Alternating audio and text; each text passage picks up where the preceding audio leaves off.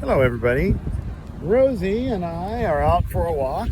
It's a pretty fall evening, and it's time for another episode of Three Things. And today's episode is about body language. This one was a hard one for me to learn, and so I'm going to pass on three tips that I learned. The first is actually about your face.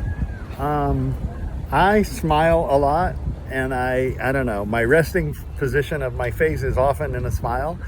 And when I was training to work with young adults who are homeless, my mentor told me I needed to try to match my face to the situation and what people were telling me a little more. And this meant not smiling all the time. So that's my first tip, is to make sure you aren't smiling while somebody's telling you something terrible or something tragic. It is nice to be smiling and supportive and friendly, but can't always do it. The second thing is about body language of defensive postures. Frequently when somebody is making us uncomfortable, or we're dealing with an uncomfortable subject or having to have a difficult conversation, we adopt a position of defensiveness, and that means crossing our arms in front of us. Can't hold my phone and cross my arms, but crossing our arms. It can mean putting our hands in our lap.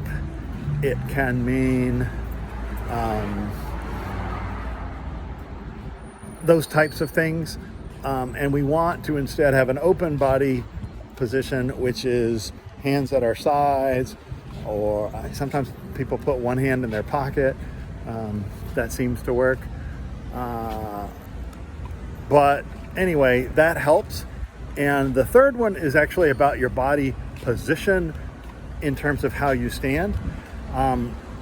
You don't want to be too close and you don't want to be too far, but squaring off with somebody, meaning being right directly in front of them, can sometimes be an offensive position. And certainly getting too close to them is an offensive position. Putting your hand on their shoulder is an offensive gesture. And so you want to avoid those.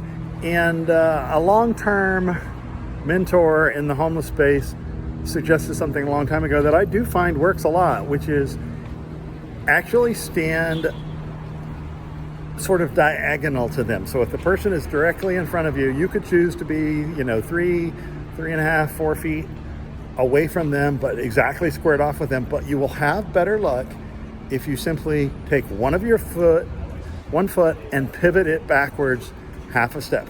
And so now you're standing sort of diagonal to them. So you're making sort of a V, if you will, to them instead of a square. And that works really well. Now, as a bonus, I will say also that furniture is part of body positioning. You don't want to put furniture between you and someone else. That's a defensive position. You also don't want to hem someone in. That's an offensive position. So we want to pay attention to our body language as we listen, as we deliver guidance, and as we sometimes deliver difficult conversation or difficult news. So that's three things. Thanks very much for listening. Bye.